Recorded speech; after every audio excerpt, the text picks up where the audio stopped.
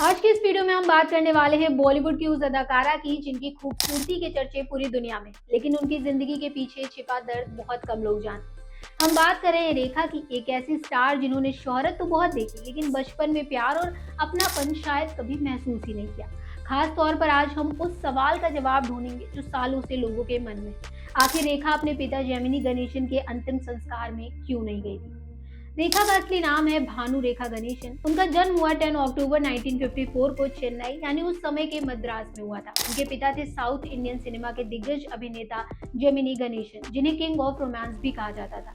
वहीं उनकी मां पुष्पावली भी एक फिल्म एक्ट्रेस थी, लेकिन रेखा की कहानी यहीं से कॉम्प्लेक्स हो जाती है। जेमिनी गणेशन पहले से शादीशुदा थे और पुष्पावली से उनका रिश्ता कभी शादी तक नहीं पहुंच पाया।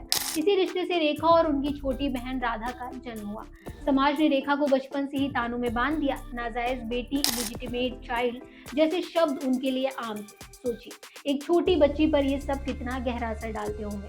रेखा ने खुद कई इंटरव्यू में कहा है कि उन्हें पिता शब्द का मतलब ही समझ में नहीं आता था। उन्हें सिमी ग्रेवाल के शो में बेहद भावुक होकर बताया कि स्कूल के बाहर वो अपने पिता को दूर से देखा करती थी, लेकिन जेमिनी गणेशन ने कभी उन्हें पहचानने या अपनाने की कोशिश तक नहीं की। रेखा की मां चाहती थी कि बेटी पिता का नाम यूज करे, लेकिन नाम के अलावा उन्हें पिता का कोई सहारा कभी नहीं मिला, न प्यार, न सुरक्षा, न जिम्मेदारी। घर की आर्थिक हालत भी अच्छी नहीं थी। हालात ऐसे हो गए कि रेखा को सिर्फ 14 साल की उम्र में स्कूल छोड़ना पड़ा। क्लास 9th में पढ़ाई खत्म हुई और जिम्मेदारियों का बोझ सिर पर आ गया। मजबूरी में उन्होंने फिल्मों का रास्ता चुना, सपनों के लिए नहीं बल्कि घर चलाने के लिए।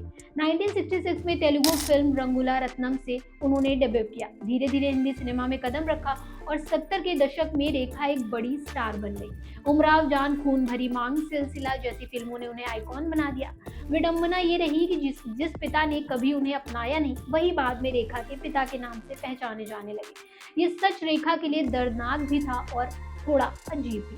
अब आते हैं उस सवाल पर जिसने लोगों को सबसे ज्यादा सोचने पर मजबूर किया। 22 मार्च 2005 को जेमिनी गणेशन का निधन हुआ। वजह थी किडनी फेलियर और मल्टीपल ऑर्गन फेलियर।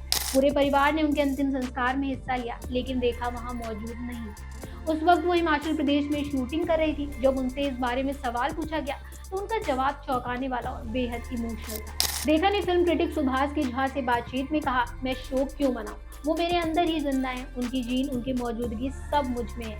मैं खुश हूँ कि मुझे उनके साथ कोई अप्रिय याद नहीं झेलनी पड़ी। मेरी इमेजिनेशन में वो हमेशा जिंदा रहे और वो कल्पना हकीकत से कहीं ज्यादा खूबसूरत है। ये शब्द दिखाते हैं कि रेखा के दिल में कड़वाहट नहीं बल्कि स्वीकार्यता थी। रेखा ने कभी अपने दर्द को शिकायत में नहीं बदला। उन्होंने माना कि पिता की मौजूदगी उनकी जिंदगी में कभी रही ही नहीं, तो उनके जाने पर शोक मनाने का सवाल ही नहीं उठता। हालांकि उन्होंने ये भी कहा कि जब एक बार जेमिनी गणेशन ने उन्हें स्टेज पर सार्वजनिक रूप से एक्सेप्ट किया था, वो पल उनके लिए बेहद खास और गर्व भरा था। आज 70 से ज्यादा उम्र में भी रेखा एक मिसाल है। उनकी गरिमा, उनका आत्मसम्मान और उनकी शांति उन्हें औरों से काफी अलग बनाती है। उन्होंने बिना किसी सहारे के खुद को खड़ा किया और साबित किया कि इंसान की पहचान उसके जन्म से नहीं बल्कि उसके संघर्ष और मेहनत से बनती है। दोस्तों, ये कहानी सिर्फ एक फिल्म स्टार की नहीं है, ये उस दर्द की कहानी है जिसे कई लोग चुपचाप जीते हैं। समाज के दिए गए टैक्स को तोड़कर आगे बढ़ने की कहानी है। अब सवाल आपसे है, क्या रेखा का अपने पिता के अंतिम संस्कार में ना जाना सही था, या रिश्तों से ऊपर उठकर उन्हें वहां जाना चाहिए था? कमेंट बॉक्स में अपनी राय जरूर बताइएगा और ऐसे ही अपडेट्स के लिए आप फॉलो करते रहिए और देखते रहिए आपकी खबर।